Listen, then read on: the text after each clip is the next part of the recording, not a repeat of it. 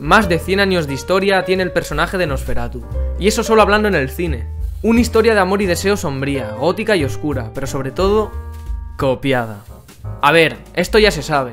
Nosferatu es una copia de Drácula, la novela de Bram Stoker. Nuestro amigo Friedrich Wilhelm Murnau, director alemán expresionista de los años 20, para que no le arruinaran todo su trabajo, pues en vez de adaptar directamente la obra original, tiró de astucia y decidió modificar ligeramente la historia de Drácula, para darle un lavado de cara y crear Nosferatu.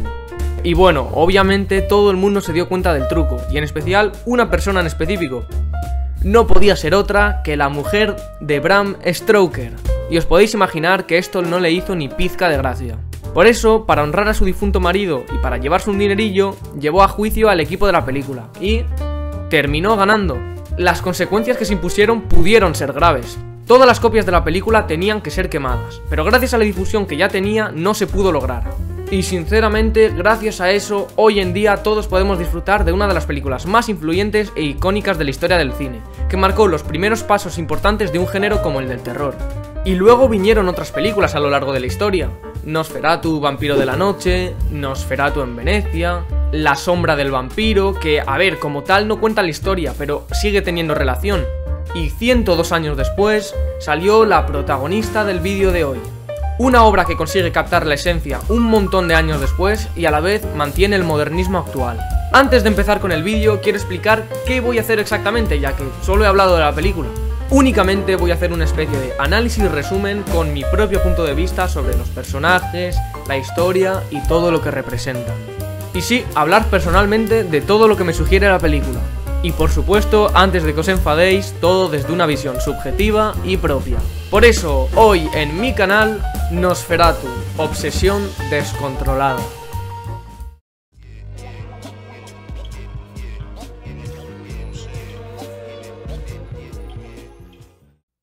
Primer acto. Tormento. Creo que es la palabra adecuada para empezar y representar la primera parte. Todo empieza en las sombras, donde oímos el llanto y las lágrimas de una persona. Y de la oscuridad sale el personaje de Ellen, interpretado por Lily Rose Depp. Podemos ver desde un primer plano cómo ésta hace una súplica mediante una oración. Es un tono que denota una fuerte necesidad o deseo por parte de ella. Además, oímos sus palabras, "Come to me", o en español, "ven a mí", como un acto desesperado y tomado por la profunda soledad que siente este personaje. Y allí es cuando aparece por primera vez su temporal salvación y su futura pesadilla. Invoca al vampiro Nosferatu. Ahora nos muestran la historia varios años después de ese incidente, y ahora Ellen es una nueva Ellen, o al menos eso parece después de haberse distanciado de la bestia animal por su violencia. Ahora está casada con un joven llamado Thomas. Este nos lo presentan como alguien enamorado, sí, pero muy comprometido con su trabajo, dispuesto a seguir los firmes estándares de la sociedad de su época. A Thomas, en su trabajo, le sale una gran oferta con una lucrativa recompensa. Esta consiste en vender una antigua mansión a un tal conde Orlok. Sin embargo, al volver a su casa se encuentra con la reacción de su mujer. Ella se encuentra asustada por la existencia de su antiguo salvador. Le atormenta sin cesar.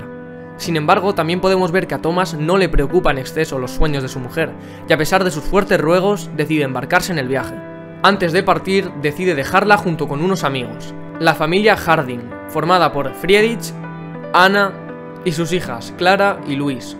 Personajes que después, más adelante, serán algo importantes. Entonces, Thomas parte en su viaje hacia el castillo de Orlok. Cuando llega a la región de Transilvania, podemos ver claramente la primera reacción de los campesinos locales. Rechazo. Y no es uno sin fundamento. El ambiente escupe tensión provocada por el conocimiento. Ellos saben que él va a visitar al conde. Con esto nos refuerzan la mística sobre este misterioso personaje, al mostrarnos el miedo y el rechazo que los locales sienten hacia él. No pueden ser simples invenciones. Al pagarles el doble, le dejan hospedarse allí una noche. Esa misma noche sale al no poder conciliar el sueño, y entonces presencia una exhumación. Es una actividad salvaje, sangrienta y totalmente animal, pero también es un acto que engrandece el odio presentado, ya que se muestra también que empalan el cadáver de un supuesto vampiro. Lo único que sabemos es que la repulsión es gigante. Al día siguiente, Thomas se dirige al castillo para cumplir su encargo. Cruza el famoso puente del no retorno que vemos en la película original y en mitad del sombrío bosque llega su carruaje. Uno que no tiene conductor, lo cual es un poco inquietante. Podríamos decir fantástico, pero no en el buen sentido de la palabra. Con un cielo lúgubre y totalmente desprovisto de color, el carruaje se dirige hasta la puerta del castillo. Allí lo recibe el famoso conde. Se saludan con una frialdad digna del tono de esta película, y se trasladan al comedor. Durante todo el transcurso hacia el comedor podemos ver que la conversación es llevada únicamente por Orlok. Thomas simplemente se limita a responderle, y no le podemos culpar, la presencia del conde es imponente. Y también un hecho que refuerza eso es que no nos dejan ver claramente la cara del vampiro. En cambio, sí oímos su voz. Es grave y susurrante, pero al mismo tiempo clara y potente. Y aunque de momento no sea fuerte, Thomas muestra signos de pavor. Al llegar al comedor, el conde Orlok demanda respeto y reprocha la actitud de Thomas en varias ocasiones, pero Thomas está centrado en mantener la compostura. Con una actuación muy poco sutil, apreciamos claramente la incomodidad y la inseguridad que siente. Todos los eventos que ha ido experimentando desde que ha pasado el puente tienen algo en común, son sobrenaturales. Mientras hablan del contrato, Thomas se corta con un cuchillo, y Eggers nos muestra con un plano detalle la inmediata reacción y la mirada atenta y codiciosa del conde. Y como consecuencia de esta acción y el comportamiento espeluznante de Orlok, Thomas se termina desmayando. Y esta es una similitud que he encontrado yo, no sé si la habréis notado vosotros, pero a mi parecer esta escena tiene mucha relación con el sentimiento de pesadilla hipnótica que tiene el faro, ya que esta escena es completamente surrealista. Mientras tanto nos muestran una corta escena donde Ellen busca consejo en Anna. Sin embargo, se puede ver que no la comprende totalmente.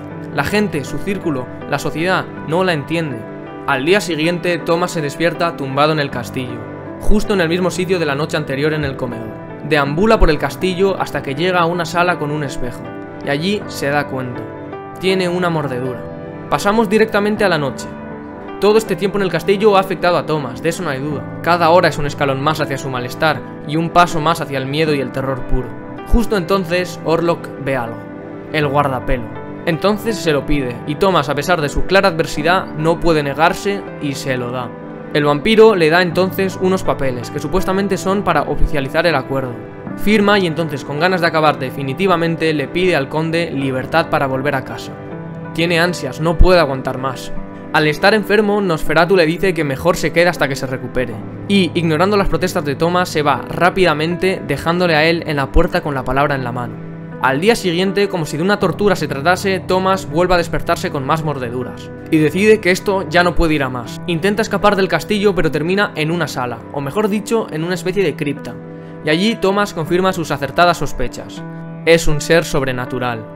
Es un vampiro. Y como acto de defensa al ver su ataúd, le intenta clavar un pico. Falla en el intento. Nosferatu, entonces, haciendo gala de su sanguinario comportamiento, le muerde el cuello. Esto afecta a Ellen, ya que por su conexión con la bestia, su cuerpo empieza a comportarse de manera extraña y de manera más o menos poseída.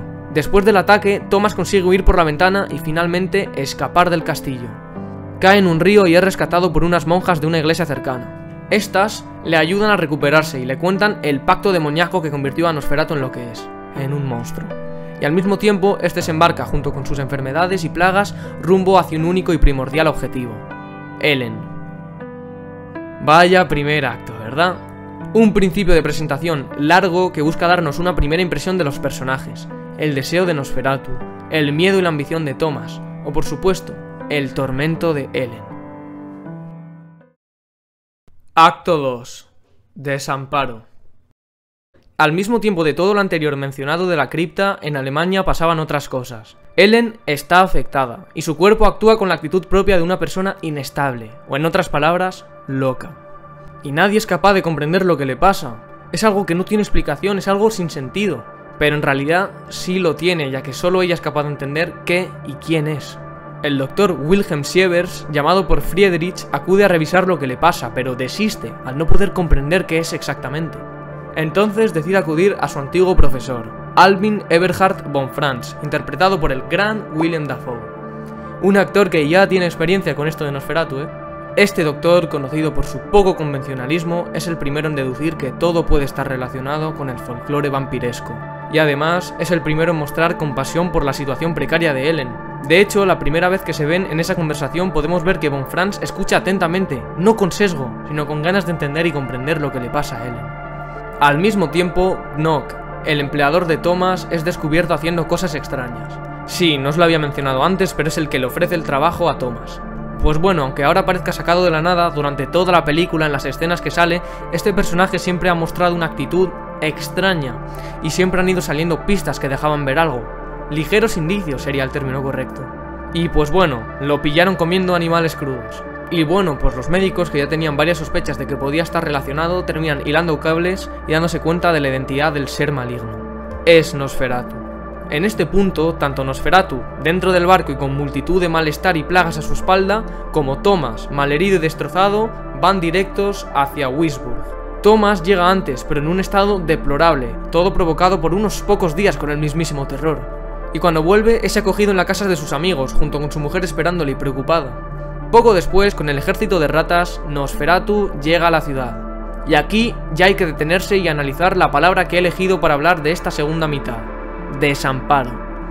Un sentimiento que reside profundamente en un personaje de la obra. No es Thomas que se siente desolado, no es Von Franz que se siente sobrecogido, es Ellen. Otra vez hablando de Ellen, diréis, y yo solo puedo deciros que es probablemente el personaje más importante de esta historia. Es el hilo conductor entre la bestia descontrolada y el resto de los mortales. Un personaje que en este punto está abandonado. Está sola y nadie es capaz de entender sus complejos. Thomas se siente desprovisto y débil, no sabe qué hacer y piensa que no es lo suficientemente válido. Friedrich, como podemos ver a medida que avanza la historia y ver en varias escenas posteriores, es completamente reacio a aceptar la existencia de un ser como este, por lo tanto no termina prestando su ayuda. Y también está un personaje como Von Franz, que en cierta parte es comprensivo, pero no con una seguridad total. Nos muestran luego a Knock. El leal y devoto sirviente consigue escaparse y recibe a Nosferatu. Podemos apreciar que Nosferatu no siente ningún tipo de aprecio por él, es solamente un peón o ni siquiera eso, y más tarde Orlok se manifiesta y habla con él. En esta conversación él le revela que es incapaz de amar y que su anterior promesa es lo que le provoca esa necesidad. No es amor, es más bien lujuria, pero Nosferatu sabe que no puede ser a la fuerza. Ellen debe someterse y aceptar, todo tiene que venir voluntariamente. Quedaros con esta palabra porque para mí es importante. Y le dice que va a tener que someterse voluntariamente o por consiguiente la muerte y el horror llegará a toda la ciudad y por lo tanto a todo lo que ama. Y después viene la escena más importante, o al menos para uno de los personajes, su punto álgido donde alcanza el mayor desarrollo. Thomas habla con Ellen y esta le termina por confesar la verdad, y poseída por el vampiro le cuenta todo, pero con un objetivo claro: buscar su destrucción. Las palabras caen como balas de plomo. El objetivo ha sido cumplido, y Thomas, como último acto en busca de una dignidad ya perdida, agrede y tiene relaciones con Ellen. Luego pide perdón, pero el daño ya está hecho. Este es el retrato de la pérdida completa del orgullo y el respeto. Toda la película ha llevado al personaje de Thomas a la más absoluta miseria, tanto física como después de esta escena moral. Su orgullo ha sido pisoteado en muchos aspectos. No ha logrado ser el hombre que la sociedad espera que sea, ha sido débil, y este último acto desesperado, aunque luego haya pedido disculpas, ha sido irracional. Ha sido bestial.